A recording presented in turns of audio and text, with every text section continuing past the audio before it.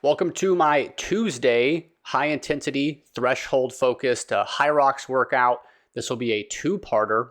The first part being some run intervals. It's a 1 mile run, 4 sets with 1 minute rest in between those. You see my goal paces on there.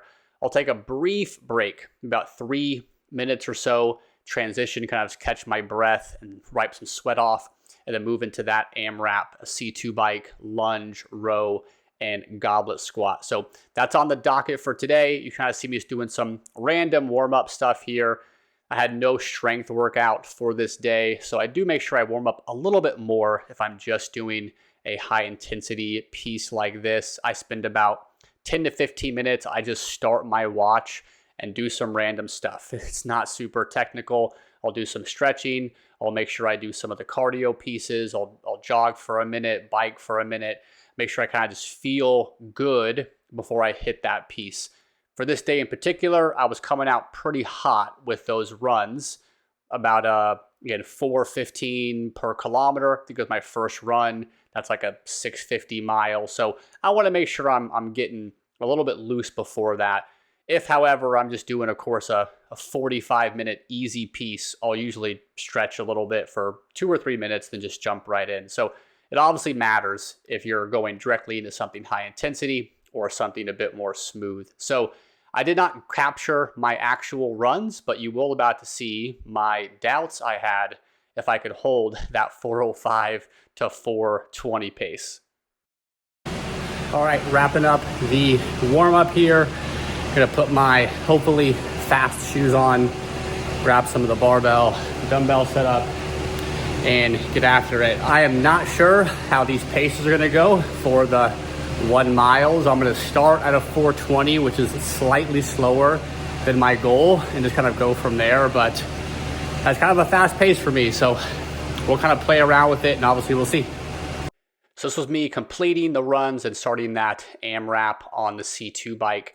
I have my splits coming up here, and you will see my doubts were confirmed. I was not able to hold those paces, but I was not super far off. And to be honest, I'm still impressed with where the paces were.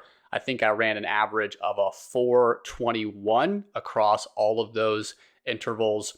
If I'm being honest, I probably cooked it a little bit too hot because I came in and had to rest 4 minutes before I started that AMRAP. I try to do an AMRAP like this within 2 minutes because, of course, you're trying to mimic still moving your body, in this case, doing lunges, doing rowing under high fatigue. If you rest too much in between the running and these pieces, you're kind of defeating the purpose. So I try to close that gap, and then I'll make a note of, hey, if I had to rest too long before the next piece, I probably need to slow down the running a little bit. My goal for the race coming up in about 4 months, plenty of time for Hyrox Dallas, is to hit sub 70. Last year was my first race ever, also in Dallas, and I hit 75 minutes. I'm dramatically a better runner, so I think that's definitely possible. And the reason for telling you that is, I think for me, I'll need to probably run like a 4:30 per kilometer on race day to accomplish that. So even when I'm running, in this case, 4 miles at a 4:21, and then coming into a workout, still having some juice here. I didn't fall apart for this 25-minute AMRAP. It lets me know I'm kind of on pace for that. But of course, you just play it by feel. Some days you're feeling a little bit faster than others. You're controlling your breath a little bit better than others. But I was overall quite happy. And then getting into this AMRAP here. So I'm moving into round 2. Of course, with this, I'm pretty dang cooked coming off of the run. So round 1, I try not to be too sorry for myself, but it tends to be the slowest round just to kind of catch my breath from all of that volume. Running is still the hard part for me when it comes to Hyrox prep, and circuits like this with my CrossFit background feel a bit more at home still. So you will see as the rounds progress, they get a little bit faster. And of course, that's the goal with any AMRAP, right? You do not want the first 5 or 10 minutes of a 25-minute workout to be too aggressive, and you'll likely hit a wall. So going through the intention and the selection of these 4 movements, again, the bike, the lunge, the row, and the goblet squat, The 30 calorie row is meant to be something where I'm keeping my heart rate steady, sort of kind of mimics a run, but just lower impact. And of course, I'd running before, a little bit of quad fatigue, but not much there.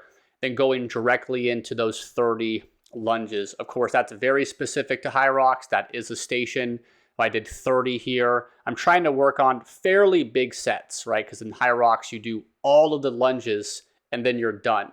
It's quite a bit different than CrossFit, where maybe you do like 5 rounds of 10 lunges and you're kind of always going back to that. There's a little bit of a difference of your fatigue there when there's big chunks of work. Of course, the row is a direct station in Hyrox, so putting in some work there. And I'll talk about this for sure in future videos or podcasts, but the ski and the row are not big places you find time in a Hyrox race. So I don't put a ton of attention there. Just make sure I'm staying at maintenance effectively.